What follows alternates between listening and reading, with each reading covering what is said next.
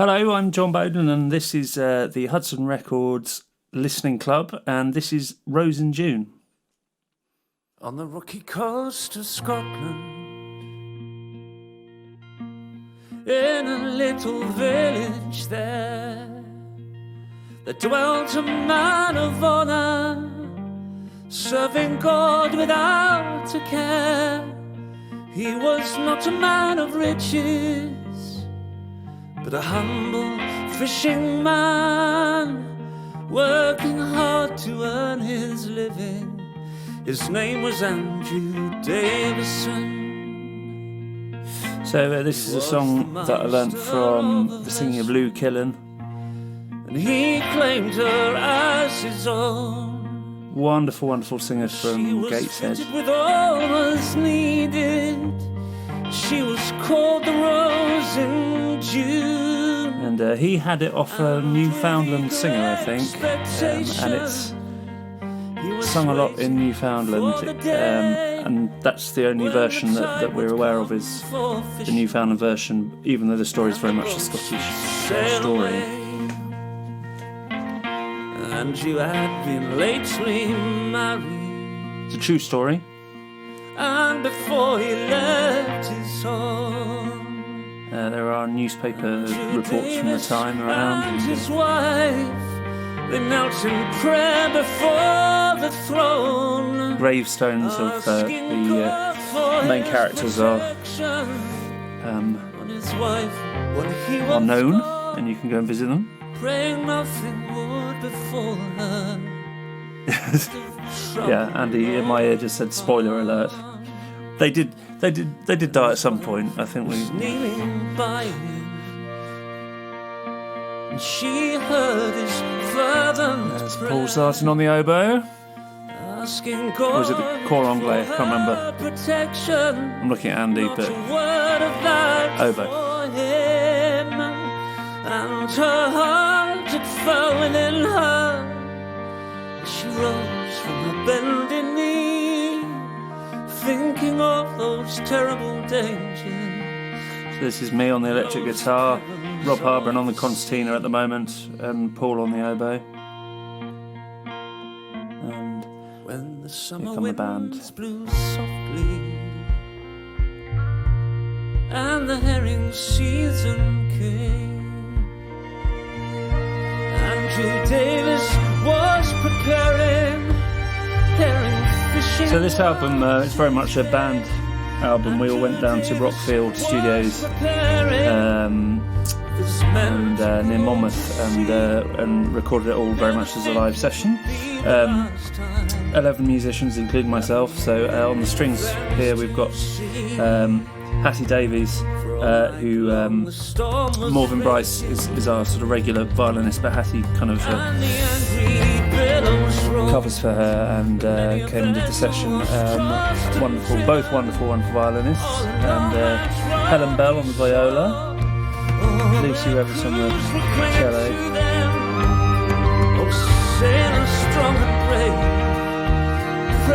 And here Richard Warren playing lead guitar here. From a sailor's watery grave, and all along the coast next morning, anxious eyes And Ben Nichols on bass guitar. the children of those guys, And there's the brass coming in.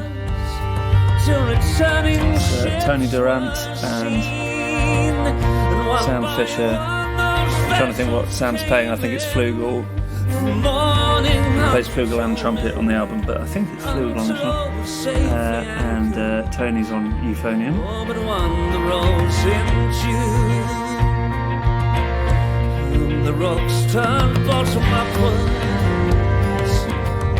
And Sam Sweeney on drums, of course. all her crew were clinging to her, praying the storm would soon be over.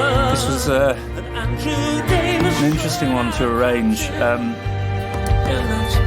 Normally when I try and do a written arrangement for a band, certainly all the arrangements I used to do with Bellahead, I would pretty much work from the paper or from I tend to arrange onto the computer using Sibelius. So, but I would tend to not work from an audio file, just work as a kind of blank arrangement, so to speak.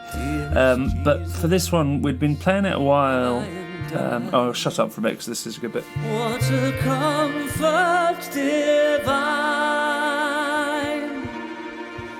what a comfort to know that the Saviour is mine. Hallelujah, send the glory. Hallelujah, amen. Hallelujah, send the glory to revive us again. Love that bit. Actually, that's just reminded me, I'm going to go off on a tangent now, but I was singing this song a few years ago, I think at a folk club or something, that I discovered that I pronounced the word hallelujah incorrectly.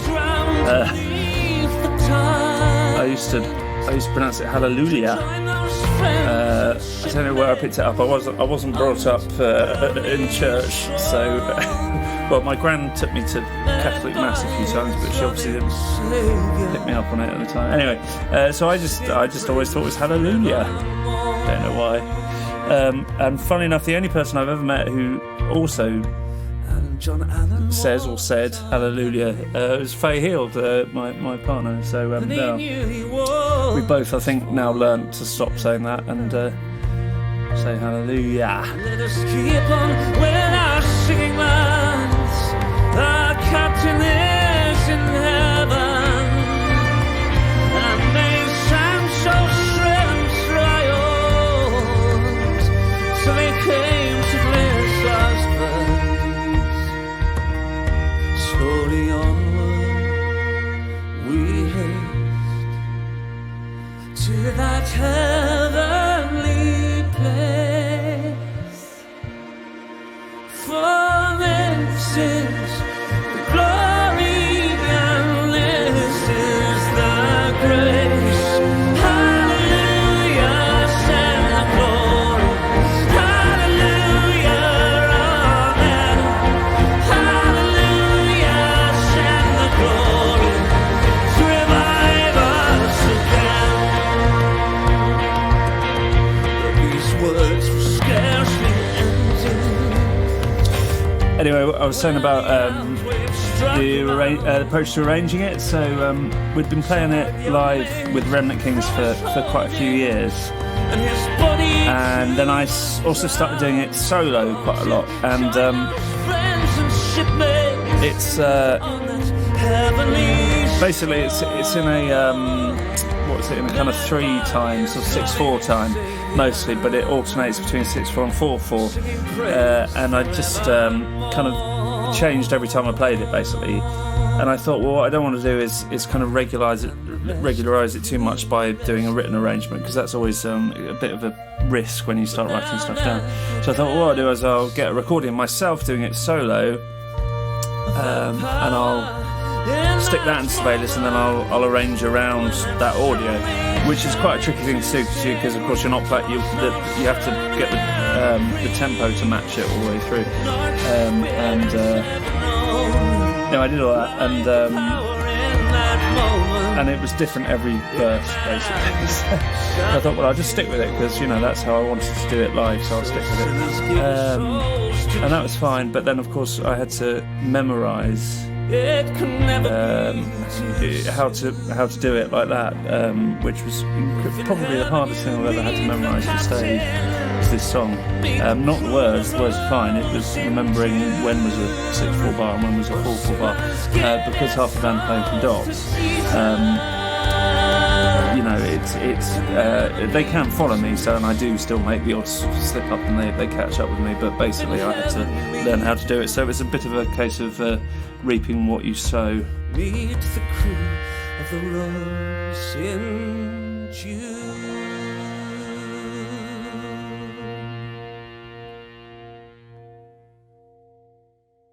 That's the Rose in June. Was that now, Andy? I'm talking to Andy now. Is that am I talking too much over the track? It is a long track. That's true. So the next track on the album is called "All Hang Down," which is a quite well-known song. It's generally called "Roll the Old Chariot Along" or "Nelson's Blood" sometimes. And I learnt it from from singing on Forest School Camps, which is a sort of charity camping organisation that I went to as a kid and then carried on as a staff as an adult. And it's a kind of it's a bit like Cub Scouts, but with a slightly more anarchic stroke communistic sort of aspect to it. Anyway, so I learnt quite a lot of songs from Forest School Camps that I now perform, and it was really the place that I first got into singing. Actually, was sitting around campfires, singing songs in that sort of communal way. And they don't really do solo singing on Forest School Camps. It's very much everyone just sings all the time. So it was quite weird for me coming into the folk scene where people do join in, but they join in with the chorus. I kind of just assumed everyone would join in with everything because that's how we do it on Forest School Camps. Anyway, "Roll the Old Chariot Along" is one of those songs that it's often sung when it's tipping down with rain. And you're sort of got another 8 miles to walk before you get back to the main campsite, or or everyone's miserable or something. You kind of need a song to just kind of keep singing to keep your spirits up. And it's in the original song, you probably many people know the original song. It's the verses are, and a nice drop of whiskey wouldn't do us any harm, and another drop of whiskey wouldn't do us any harm, and another drop of whiskey wouldn't do us any harm, and we'll all hang down behind. And so it's one of those songs where you can just change. It's quite often, a night in a hotel wouldn't, or something, nights without getting wet with rain wouldn't do us any harm. Anyway, so it's often that sort of thing on camp. But but I've always liked the chorus of that, and I've never done anything with it because it's such a kind of basic song in the original version that it didn't occur to me really to do anything with it. But then at some point I kind of figured, I could write some verses to it, and it's got quite a kind of apocalyptic sort of feel to the chorus, I think, which actually makes sense when you find out where it comes from, because that was actually originally it was a temperance marching song written by the Salvation Army or the Temperance League or one of those groups. And so the original version is we'll roll the old chariot along and we won't drag along behind. So the chariot is the sort of chariot of redemption or something like that. And so the original idea was that that they'd all get on the chariot and off they'd go to eternal bliss or whatever. But it very quickly got turned into a drinking song, and so it's sort of a satire of the original song, really, that we'll all hang down behind. It's like all these drunkards hanging on the back of the wagon that's sort of off to heaven, I think. Anyway, so this is All Hang Down.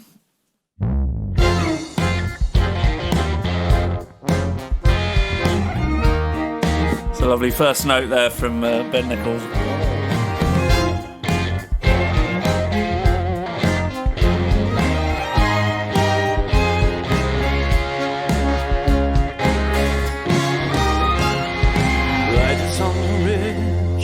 Black against the sky, lightning in the trees, thunder rolling by. Feel the righteous tremble, hear the curlew cry, and we'll all hang down behind.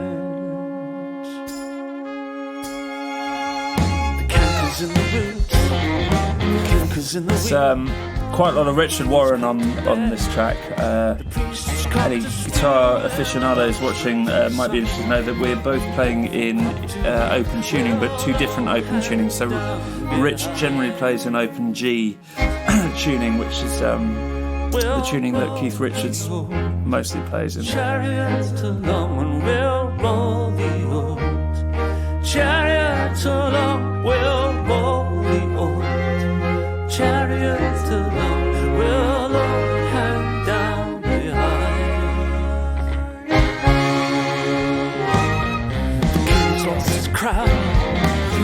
Whereas I'm playing in with the weird tuning I always play in, which is open E with a low B flat and then you half cap up.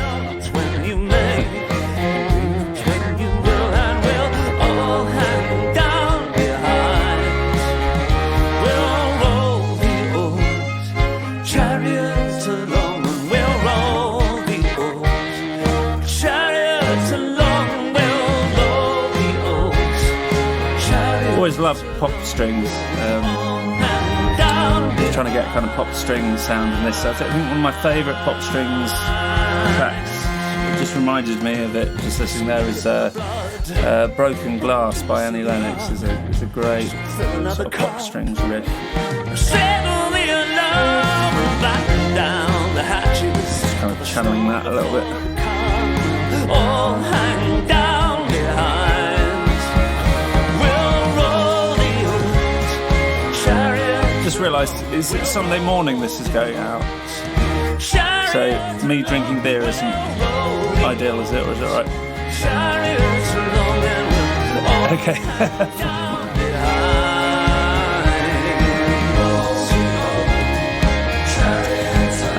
The mass vocals, this is the whole band. So most of the backing vocals are Sam, Paul and Rob. But this bit is everyone.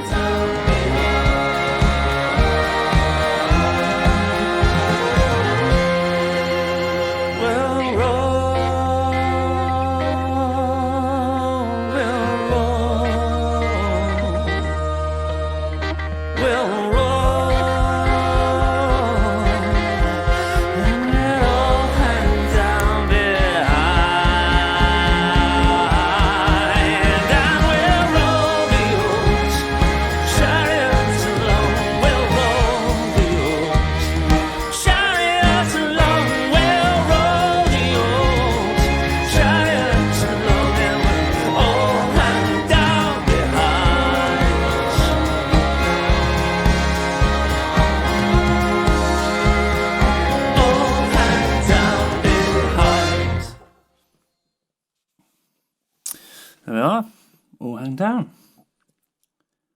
What's next? Aha. So next up we got a tune set. This is Leviathan. There's two tunes that I wrote. Leviathan and Tom Bowler originally wrote these for Bellowhead for Revival, but they didn't get used in the end. So, but I was kind of proud of these tunes at the time, and it just they've really worked. They've really kind of come together, I think, with the Remnant Kings.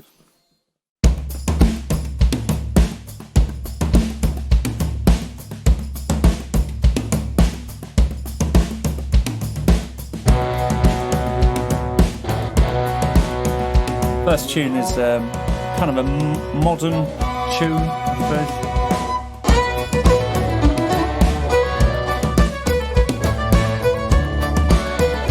Kind of interesting subgenre of traditional music, I think, is modern tune writing, which nobody really quite has a name for it, but and it's always mixed in with traditional tunes, but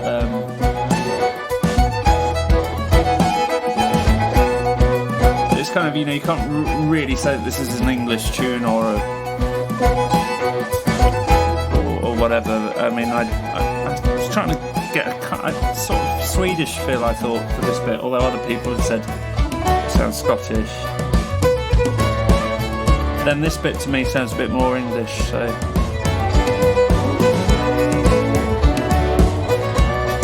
it's kind of it's an interesting thing, the whole genre of tunes composed since about 1980 mostly, I think. I'm not sure there was that much of it done before that. Yeah, this bit I kind of feel has got a Swedish feel to it with the two fiddle, sort of double fiddle harmony thing.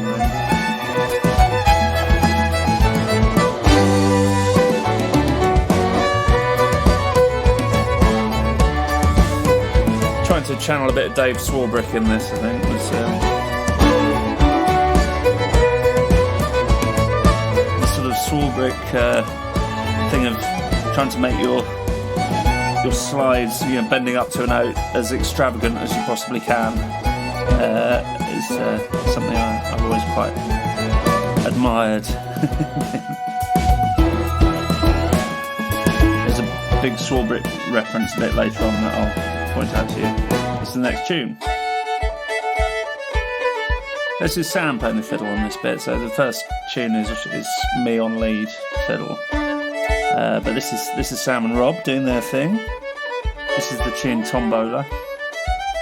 This is very much me trying to write a kind of archetypal English tune. So this is in a more sort of traditional vein, even though it's written by me.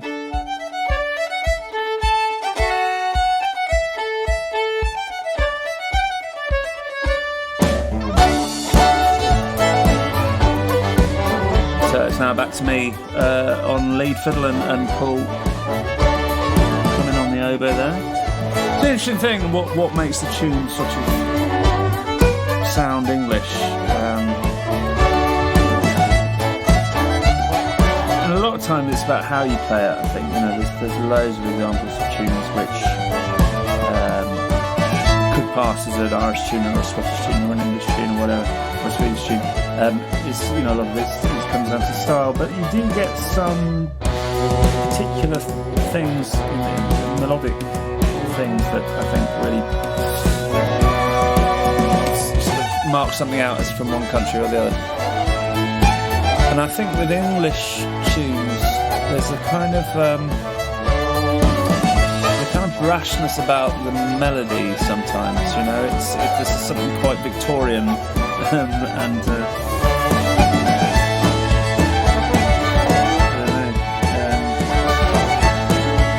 Maybe English tunes always maybe maintained a close relationship with song melodies.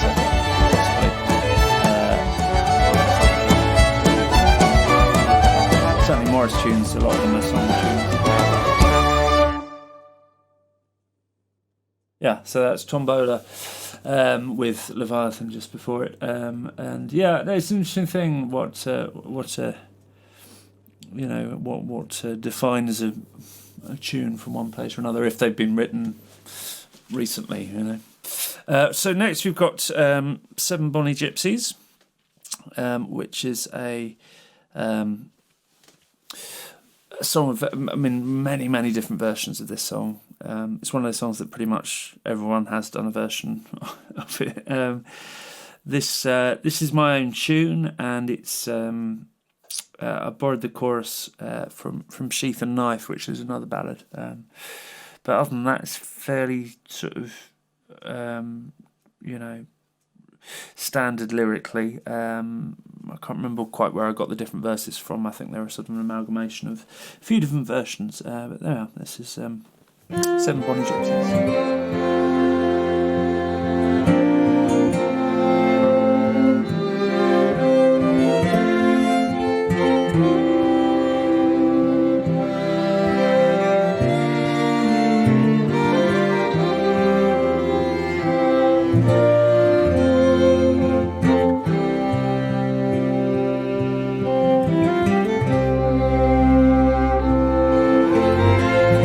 Sorry? Yeah.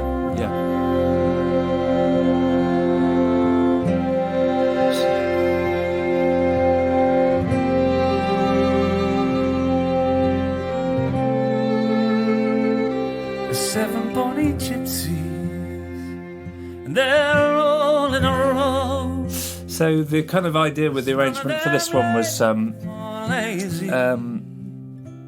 kind of define the two different styles of string playing that we've got in the band. So there's, I think, a total of the squire came home. 7 string players on this? So there's actually, I don't play fiddle on this one, I don't think so. But Rob and Sam and Paul are playing fiddle and are very much playing in a kind of fiddle traddy kind of style. She's away with the Jew. And then we've got Hattie and Helen and Lucy as well, doing very much the kind of classical ensemble thing. So it's sort of, the idea is that we've got these 2 different ensembles, one a folk ensemble, one a classical ensemble, but all playing strings, and you know, the arrangement was an attempt to kind of play with those 2 different palettes. The bonny grey man. This is very much the classical palette, and so speedy. such a beautiful sound, I think.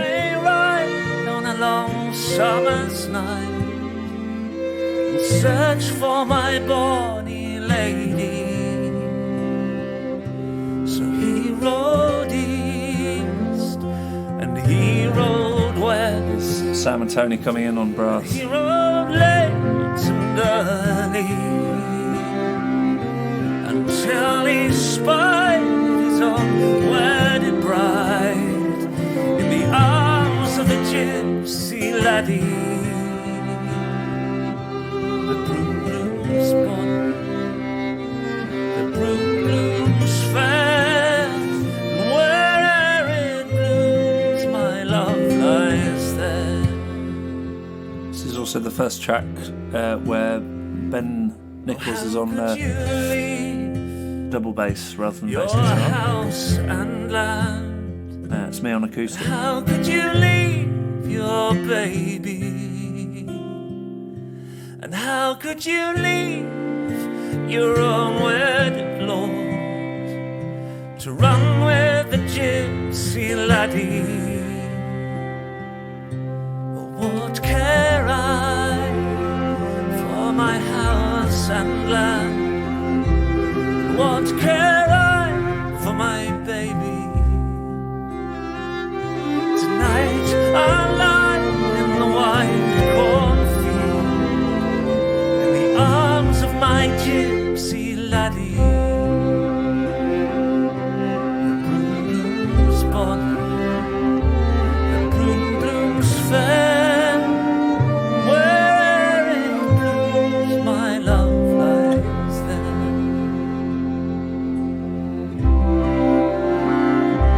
This is everyone coming back in on the strings here.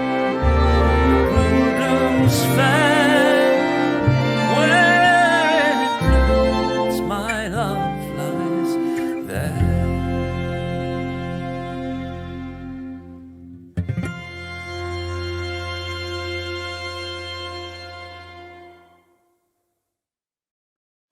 Yeah, so I introduced that a little bit late, insofar as the kind of folky strings are very much at the introduction, and then they come back a little bit at the end. But yeah, it was interesting using those 2 different kind of approaches and bringing the 2 together. But really lovely playing with that classical string sound underneath. It's a really magical thing. So next we have got Beating the Bounds. So this is one of 3 tracks on the album which are taken originally from songs from the Floodplain, but are the kind of big band, the big Remnant Kings band arrangement. And we just kind of felt that they'd kind of really come with a new kind of energy when we've brought them on into the live set. So we wanted to kind of get them down in their kind of in their big band version. So this is Beating the Bounds.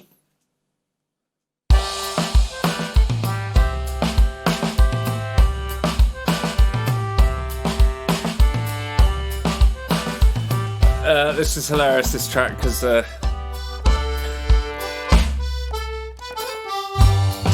one of the nice things about sort of being a band leader or the person whose name is on the top of the bill is you get to get to decide what you play. And in any other kind of band, if I was in a band with Rob Harbour in any other situation, the chance of him letting me play a Hona Pokerwork melodeon, even in the same room as him, I think are pretty negligible.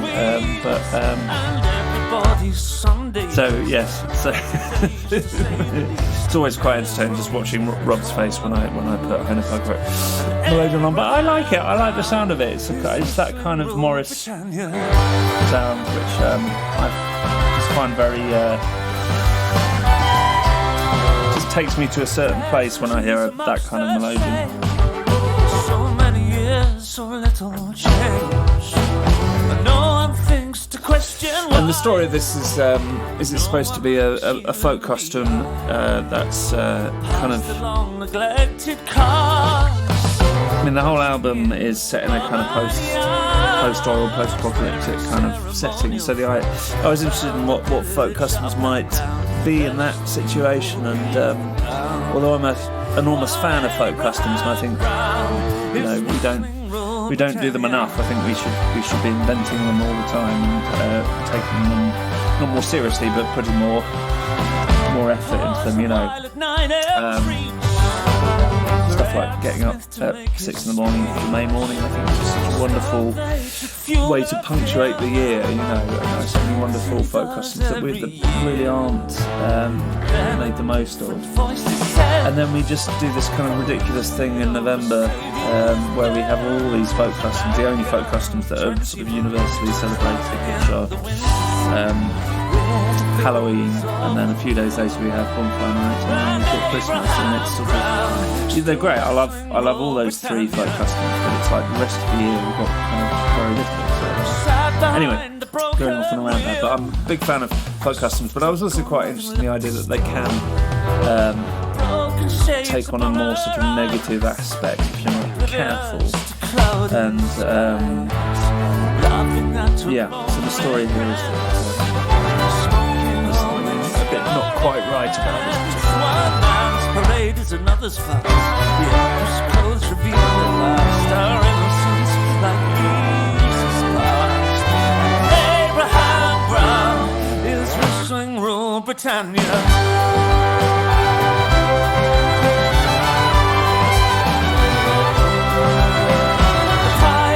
It's a brutal thing, fragile as an insect's wing. The bubble burst, the march resumes. Half-muttered outrage solves the wind. But as we leave, I turn to see the scourge of our society, enthroned in her audacity, the wielder of cruel mockery. I think she made me smile. Whistling Rule Britannia.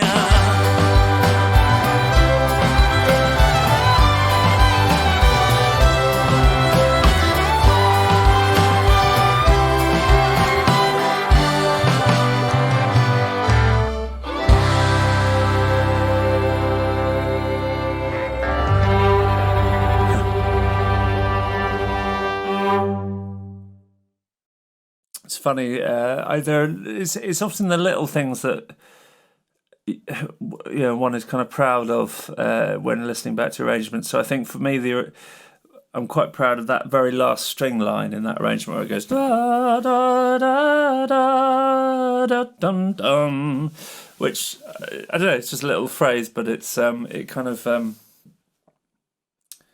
it finishes the song quite well, I think. But I think also it would be quite a good. I feel like it could be quite a good theme for like a new Star Trek series, maybe.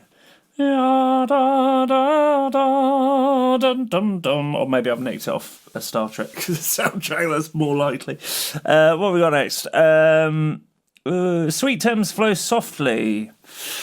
So this is a Ewan MacColl song that I learnt from the wonderful version by Planksty, who, if you've not listened to Planksty, I just think they're an absolutely wonderful band. Irish band. It's where kind of Christy Moore got started, basically, and I think Christy Moore is now sort of more famous probably than Planxty. But that was his first band, and also Andy Irvine and Paul Brady, I think, was briefly in Planxty, and Donald Lunny, and central to it all was Liam O'Flynn, wonderful Irish piper Liam O'Flynn, and it was really the first two Planxty albums that got me properly hooked on folk music when I was a teenager.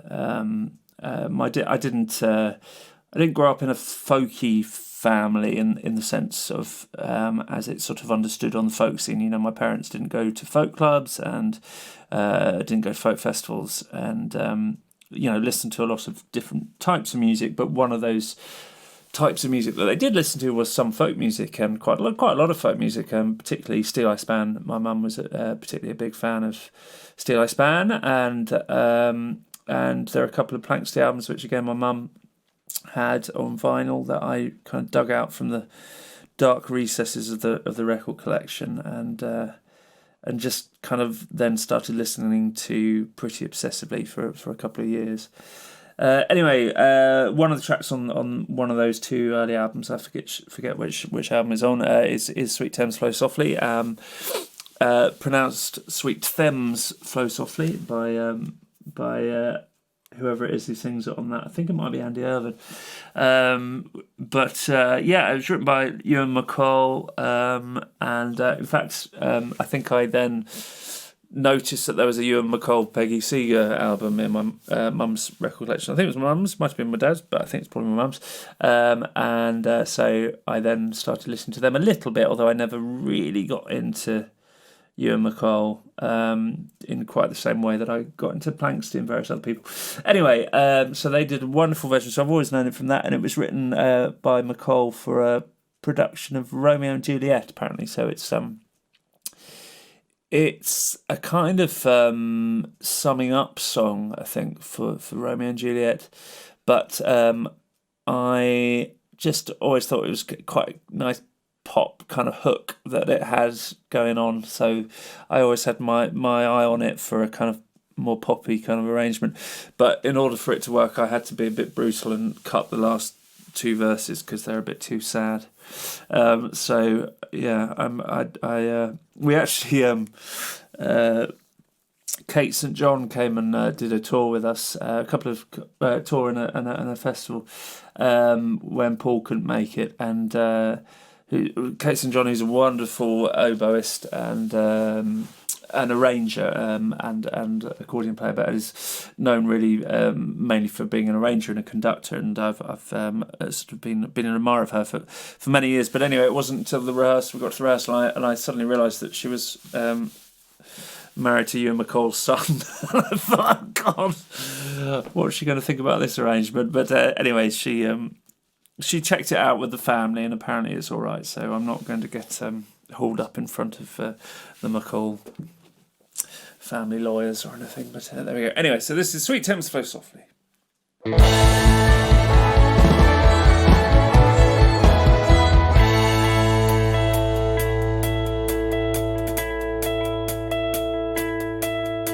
I met my girl at Woolwich Pier beneath the big crane standing, and all the love I felt for her, it passed all understanding.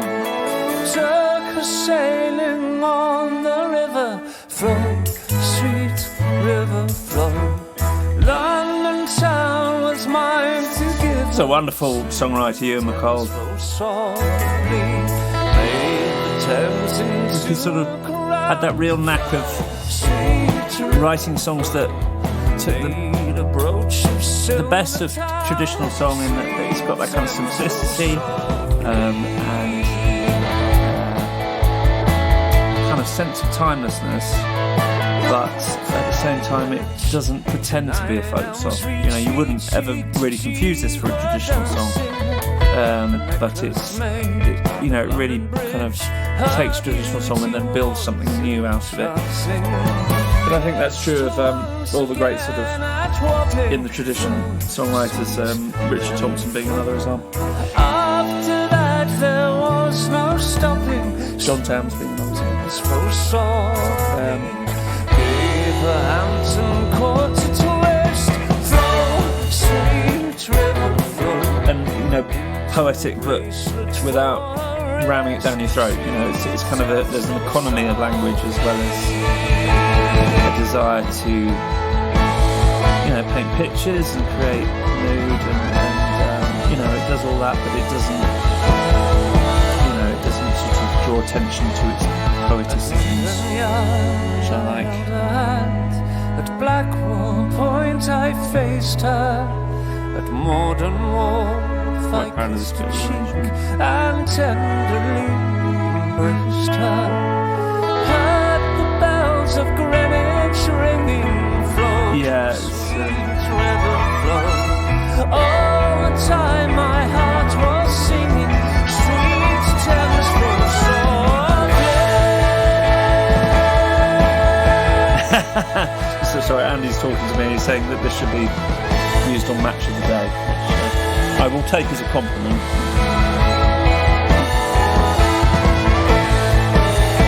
The interesting thing, though, the art of the build-up in arrangement is an interesting thing. They're terribly important, in any kind of arrangement. Not every time, but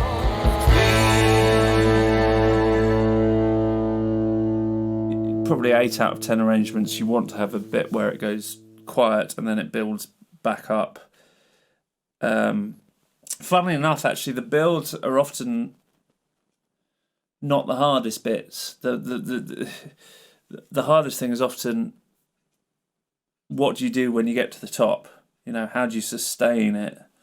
I think, particularly for some reason with folk music, I think it's really difficult. You so many arrangements that I kind of hear, and also in my own arrangements when I'm trying to do it, I'm always struggling with this. Is that you get this kind of build up and you go yeah, and then it's like, not quite, didn't quite do it there, or it did it, but then it just kind of went, not sure. So it's I'm sorry, I'm giving away all the trade secrets here, but anyway, it's a difficult thing.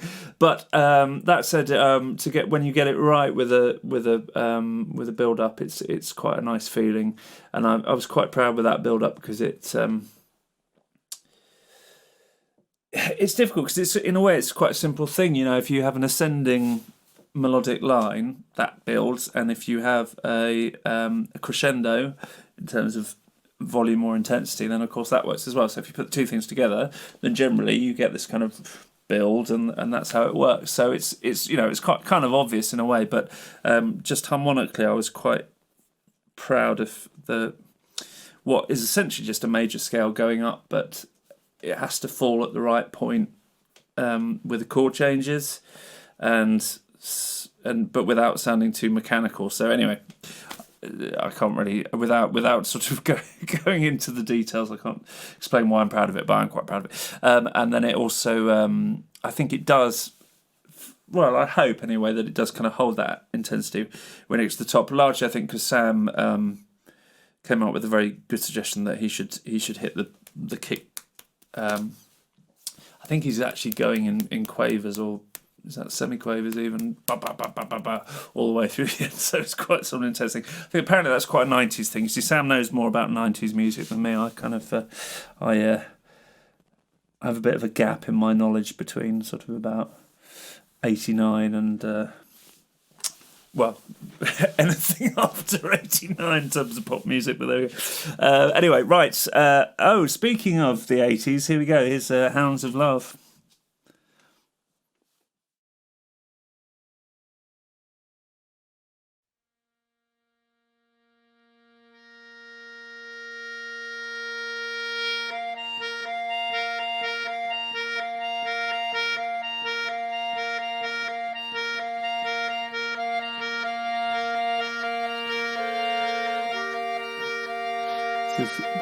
Probably my favourite track for performing on stage. I always, whenever I see it coming up on the set list, I always get a little lift. I can't remember why I came up with the idea of doing this on concertina.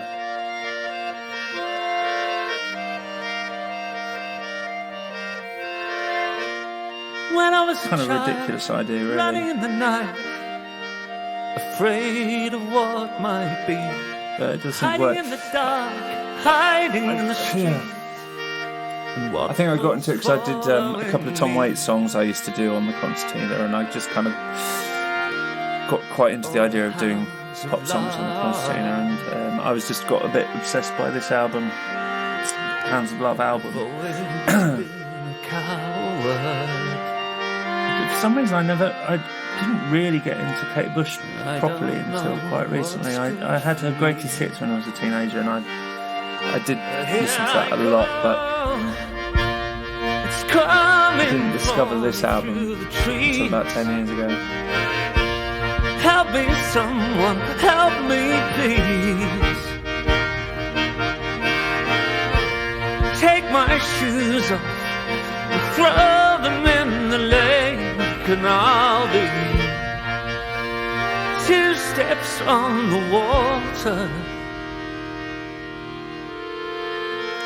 I found a fox caught by dogs. I'm gonna take him in my arms. Actually, I mean, the original sort of plan with the Remnant Kings that I had was to have a rock band that could turn into a string quartet originally. Just always liked the idea of that. I don't know why. Anyway, so that's how it started. But then I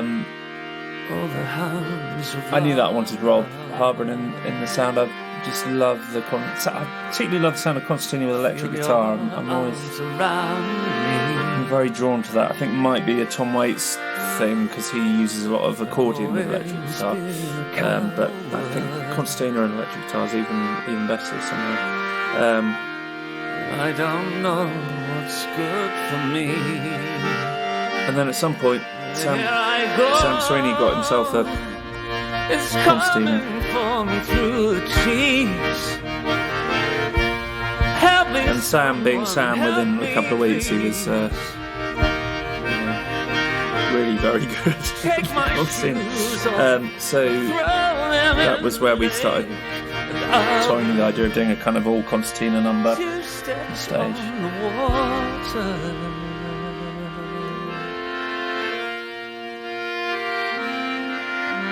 There's 3 of us, then also Ben Nichols is playing concertina on this as well.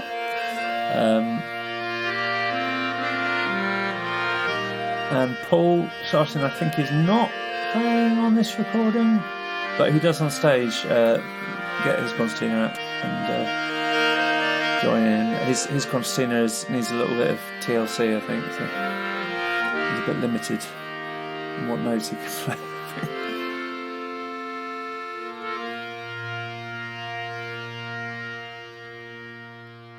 There we are, Hounds of Love.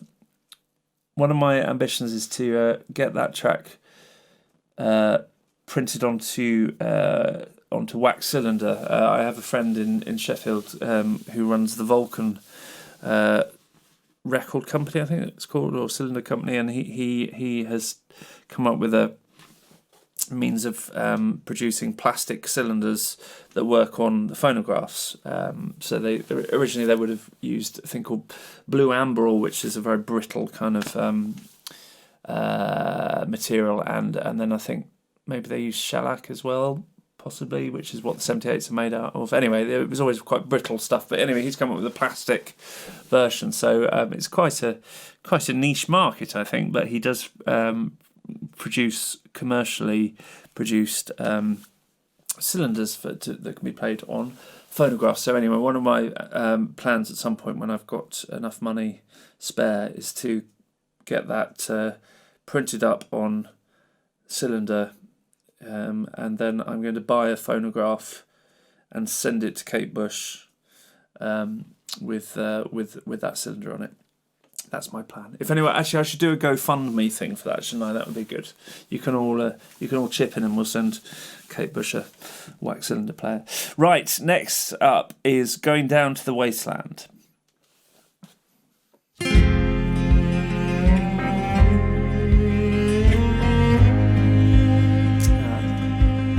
Lucy Revis on the cello there. Wonderful tone and style.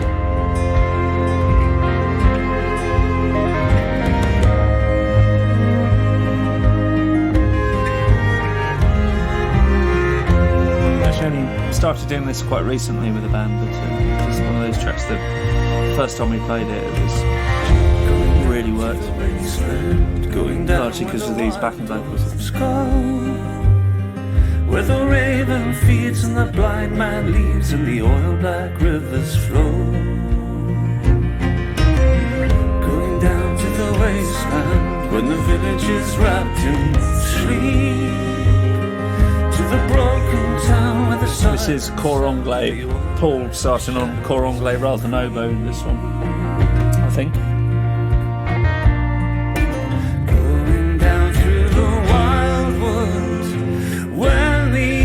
Shadows fall, prying eyes from the factory, but the nightfall will cover all, and the old ways hide under bush and briar, the old walls glisten with razor wire. Hear the beating heart of the fool who seeks the devil's hand. Going down to the wasteland, going down where the wild dogs go, where the raven feeds and the blind man leads and the oil-black rivers flow. This is one of my favourite tracks on the album, I think. This, Smell the I like how city where dreamers there's quite a lot of space in this track, actually, even though everyone is playing on it. the shadows for the wild pack prowl in the underpass, and the mud is thick with ash and oil. Three rivers meet and the waters boil. Hear the beating heart of the fool who seeks the devil's hands. Going down to the wasteland, going down where the wild dogs go, where the raven feeds and the blind man leads and the oil-black rivers. The interesting thing about this track is this track is very much the launching off point for the album before Rose and June, which is called Afterglow, and this song very much, for me, it kind of sets that album up.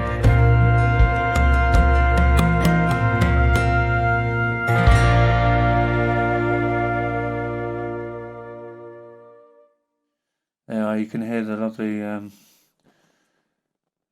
lovely way the two brass instruments really just lock in together and form that incredibly sort of unified sound. I think it's just such a wonderful skill, that, and it's the same with the strings, but that's maybe the first we've heard so far of the brass doing that same thing, and Tony and Sam are both brass band players. They play together in the Frickley Main band, which is one of the top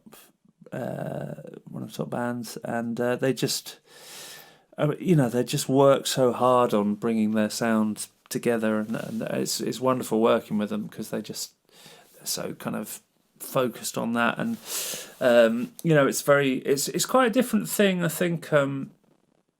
It's interesting working with classical musicians and brass band players, and then with folkies, because folkies, we're all about, in rehearsal, generally speaking, what you're rehearsing is the kind of broad structure and trying to get that right, whether you're arranging it as you go or whether you're sort of trying to just solidify what you've already decided to do, whatever.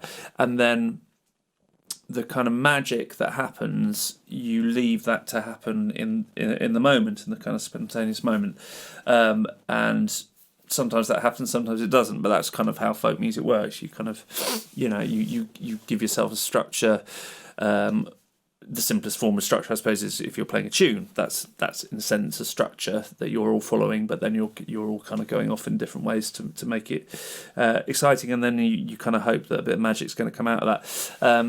And that's great, but it's really interesting when you then go into rehearsal with classical musicians, because I think the magic, it is in the moment, but they do an awful lot more. They fine tuning is I suppose it's not really the right word. They I guess they're trying to put a lot of the magic in the rehearsal, so they go into incredible detail about, well, are we playing this crotchet a bit long? Sorry. Finessing, Andy says, yeah, and it's that thing of is that note slightly too long? It's not. Is it a crotchet or is it is it a quaver? It's like is that quaver a little bit too long a quaver? Should it be more? Or is the tuning on this a little bit sharper? There's so much kind of detail, and they write it all in, and then when they go back through, they read all the detail as they go. I mean, that's the incredible skill with this. Is not only can they read the notes and can they read the rhythms, which is bloody difficult a lot of the time anyway, but as well as doing all that, they're reading all the detail that they themselves have written in to the part to create that kind of subtlety and exactitude, and they're doing all that as they're also listening to the other musicians and then doing the thing that the folkies are doing in the sort of front bit of their brain, which is the playing off and each other and making that kind of magic happen as well. So it's quite a different approach, I think, and it's just been really interesting working with those different sort of approaches over the years in different lineups, and the Remnant Kings is no exception. So next up we have got Ruin Reel, which is another tune that I've written, and I wrote this to go on the end of a track called Dancing in the Ruin, which is an afterglow, and the song is a sort of tells of a bonfire party in a ruined factory, and I just felt that it would be fun to have on stage an instrumental that we could go into that would sort of describe that party going on from a musical point of view. So that's the kind of idea with this track.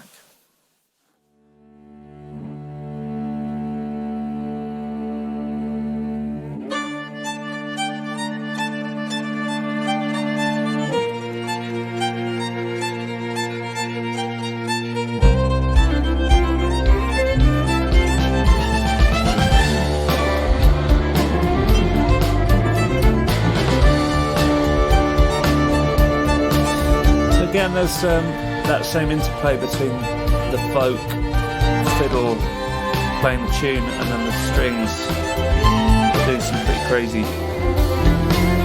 sort of orchestral type stuff going on there. All doing some really difficult oboe stuff. Getting bright red.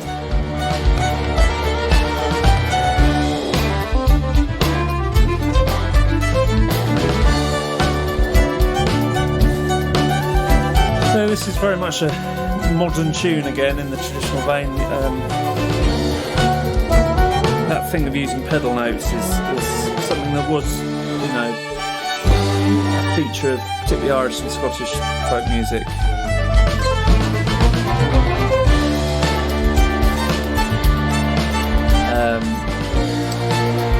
My guess is though that pedal note thing, particularly the more sort of slightly syncopated pedal note thing, is maybe quite a late thing that came into traditional music in Ireland and Scotland. I'm just guessing, I don't know, there's no evidence for this, but it feels to me like that might be a kind of late 19th century, early 20th century development, and it certainly never came into English traditional music, which is partly what makes me think maybe it's quite a late development. And that use of pedal note and syncopation is a, I guess, a defining feature of the modern tune, the approach to writing modern traditional, fake traditional tunes.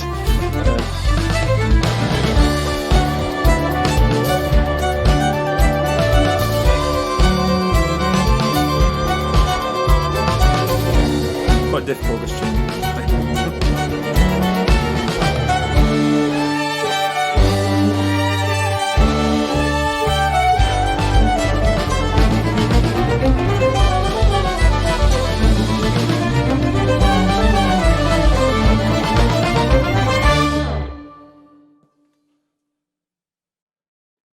yeah, it's really difficult to play. It's very exciting tune to play, but it's also one of those tunes you kind of get to the end and you go, oh, thank God, we got to the end of it. But also, I don't know, it's kind of fun but exhausting at the same time. Anyway, what we got next? Rigs of the Time.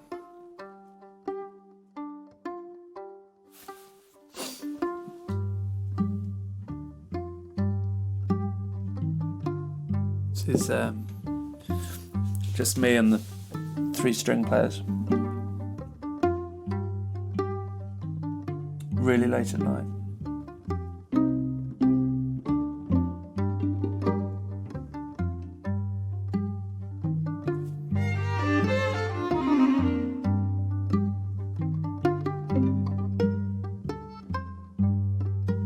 Of course, the track we did with Bellahead. To the baker, I must bring him in. Judges a lot of times with arrangements of traditional songs, there's a little kind of eureka moment with just one particular idea that makes you think, oh, I could, make something out of this. Particularly with a song like this, which is a well-known song, many different versions of this. And I think these are the rigs of the times, I'm not someone who avoids doing traditional songs that have been done a lot before. I've always found that approach a bit odd. I've always thought it was a bit like a theatre director saying, oh no, I'm not going to do Macbeth or Romeo and Juliet or Hamlet, I'm just going to do the really obscure Shakespeare plays. Yeah, there's a reason why some songs are done a lot, and that's because they're great songs, and this is a great song, so of course it's going to be done a lot. But having said that, I do always like to have a little way into the song, and in the case of this song, it was the idea of going into 5 for the chorus. These are the rigs of the times, me boys. These are the rigs of the times. It just gives immediately you kind of got a structure there, because you're going at 5 for the chorus and then we're going into 3 for the verses. And I think as soon as I thought of that, I kind of knew I'd be able to make arrangements out of it. The tailor who skims on our clothes, and the shoemaker who pinches our toes, so our bellies go empty, our backsides go bare. It's no wonder we've reason to curse and to swear. It's an interesting thing that using funny time signatures. These are the rigs of the times, me boys. These are the rigs of the times.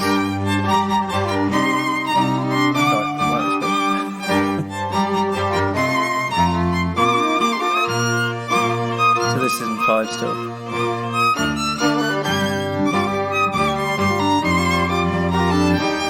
Yeah, but it's something I've done quite a lot over the years. Is take a song and put it into a slightly different time signature.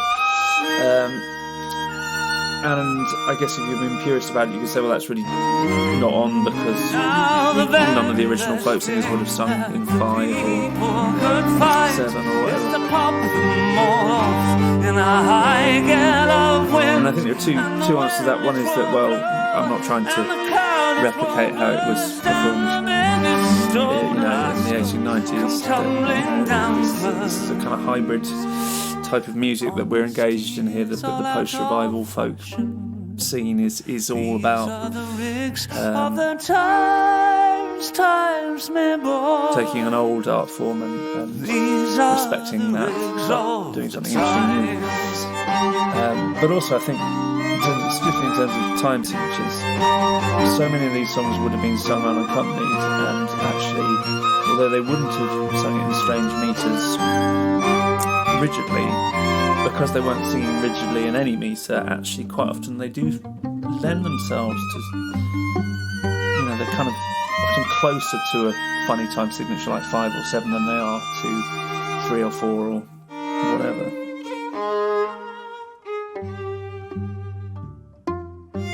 So my view is always, as long as the song feels happy with the new time signature, then it's okay. You don't want to force it into a suit of clothes it doesn't like. But a lot of songs, they just, you can feel when they're happy in a different time signature. The other one that I guess I'm quite proud of is Roll Alabama, which the Ballad version, which I now do solo, is mostly in 7, but it goes all over the place. Very, very complicated, but actually the attempt there was to try and make it feel quite natural, because actually, generally speaking, Roll Alabama was sung without a strict tempo. It's generally sung where the Alabama's keel was laid, roll Alabama, roll. So that sort of rubato feel. So anyway, so somehow putting it into a unusual time signature means that you can kind of get that sense of stretch and rubato whilst actually having a beat going through it. Anyway, so that's sort of also the idea with that last one, with going into 5. And now we will move on. We're getting towards the end now. We're going. So this is the last of the 3 songs from the Floodplain tracks, and this is We Do What We Can.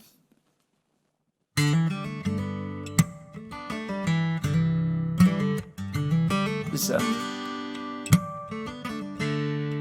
probably the most hopeful and positive of songs on the Songs from the Floodplain album.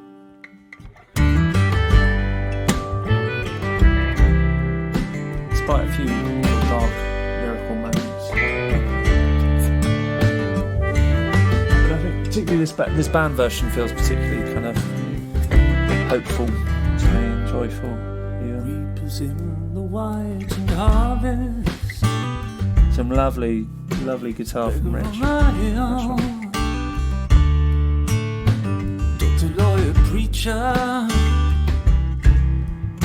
swallowing a bitter pill. Pilgrims on the road to glory. Hear the cynic's drowning cries. Redemption's dream forsaken. Drifting in the glimmering sky. From the fool to the wise man, from the floodplain to the dam. When hard times come knocking, we do what we can. Guitar solo here.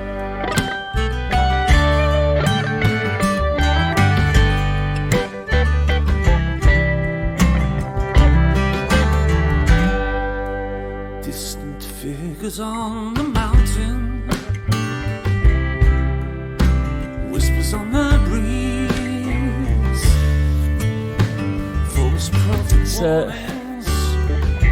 Kind of strange and interesting the sort of tone of this album in terms of the lyrics. This Songs from the Floodplain album, because there's quite a lot of lyrics that are about from the floodplain to the dam. There's a certain kind of stubbornness expressed. We do what we can. I feel like there is a character running through the whole album. It's not really a story in the same way as Afterglow, and he's a bit bloody-minded and stubborn. Take the seeds out to the garden. But also resilience. So I suppose there's that thing of where does resilience and happy when we talk. Bloody mindedness, two sides of the same coin, maybe. From the fool to the wise man. But this song is more on the resilient end of things. When hard times come knocking, we do what we can. From the fool to the wise man. From the floodplain to the dam. When hard times come knocking, we do what we can.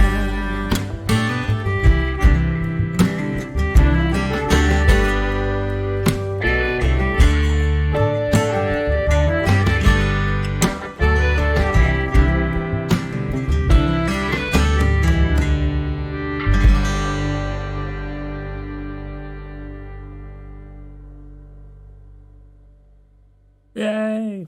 It's nice that I like it's of the three songs on Rose and June that come from Songs to the Floodplain, that's probably the one that is least similar. Well, I'm not sure if that's true, but anyway, there's some sort of significant structural changes in that arrangement. So the meter's changed, and also the words of the chorus. In the original, I changed the chorus every time, but from doing it live on stage, it felt quite important to have a chorus that people could join in with. So we ended up just sticking with one of those varying choruses, yeah. Anyway, it's really nice to hear that. I should say I've not listened to this album since it came out. Really, I tend to listen to albums obsessively up to release day, and then never again. So it's nice to listen to it. Anyway, so we've just got one track left now. So decided to finish the album with an instrumental, and this is a new tune that I wrote quite early on in this sort of manifestation of the Remnant Kings, because I just felt we didn't have enough tunes, basically, because the old Remnant Kings 6-piece we did tunes, but they tended to be just me and Rob, or me and Sam, or then when Paul came in, we'd do little tune sets, but we didn't really do big band tune sets. So I kind of decided early on that if we were going to be doing festival sets, I needed to get some kind of bigger tunes in. So this one, again, I tried to write it as a kind of companion piece to one of the tracks in Afterglow. In this case, it's from Beasting, which is telling the sort of beginning of the night in this street carnival, and there's a kind of carnival parade mask dance thing going on, and so it's called the Carnival Hornpipe, and it's again very strange time signature. I keep telling myself I'm going to force myself to write a whole album in 4/4 and 3/4 at some point. But anyway, it never quite happens. And this tune has got a very strange tune in terms of time signature, but it just kind of came out that way. That's the second tune, though. The first tune is called the Sicilian Hornpipe, and that is actually a 3/2 hornpipe, even though it sounds like it's in lots of strange times. It actually, I think, it does work out as in 3/2. Anyway, a couple of tunes to finish off. This is Sicilian and Carnival Hornpipe.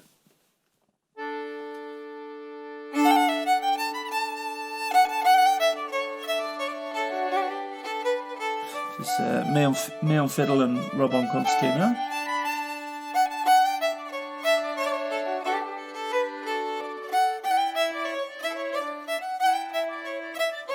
Actually love it. This is the only time on the live sets I get to just play a tune with Rob, which is always a great pleasure playing with Rob.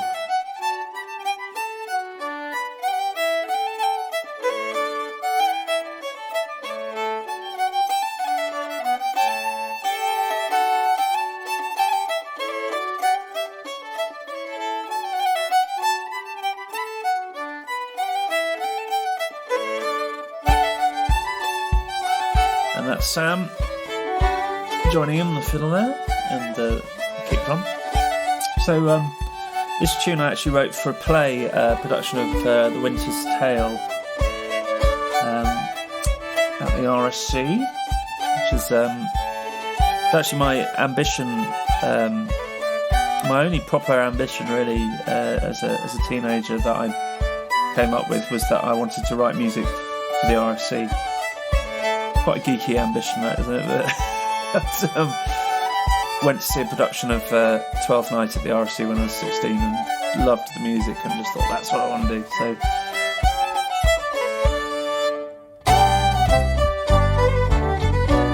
the second tune now.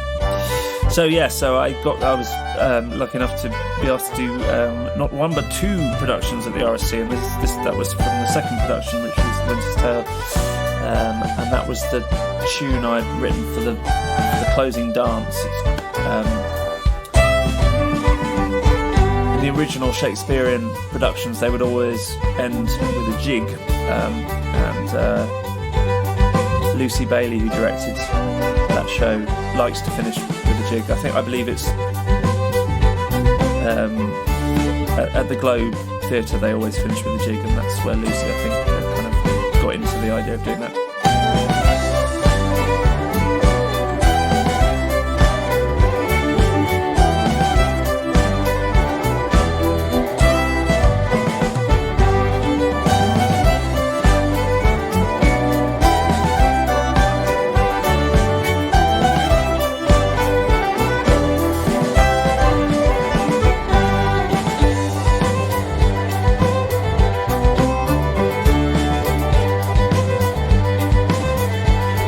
It's a lot harder writing arrangements for a big band for instrumentals, I find it anyway, because when you're doing a song, the vocal occupies its own space generally without too much difficulty, but quite tricky when you're trying to get a melody going and then all these other sort of contrapuntal things going on, and tricky to mix as well, but that's where Andy Bell comes in. So this is what we're talking about, build up. Build up.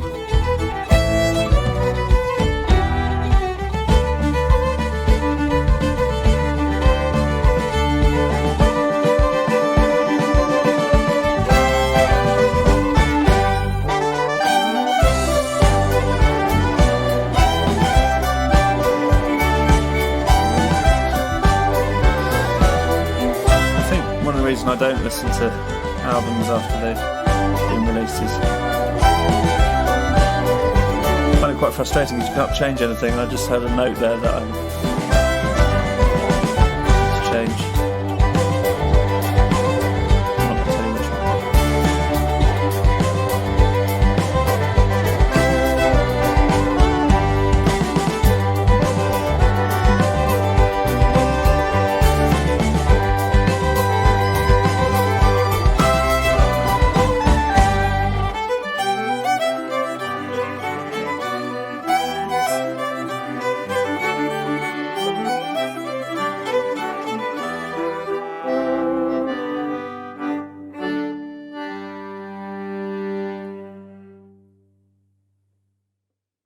There we go.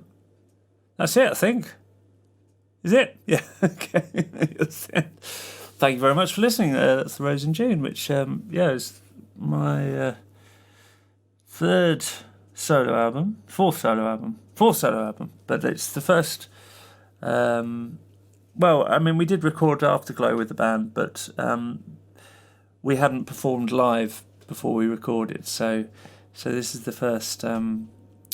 kind of Remnant Kings as the Remnant Kings album, so I hope you like it. It's been nice listening to it. You can buy it if you want from Hudson Records. Andy was just glaring at me there through the screen. Through Hudson Records on CD and vinyl. Not got it on cassette yet. I'm going to work on Andy for a cassette release. or mini disc maybe. And you can stream it and download it and all that if you like. That would be great. Thank you very much. I don't know how to finish now. How do I finish this, Andy? I'm just going to say goodbye. Bye bye.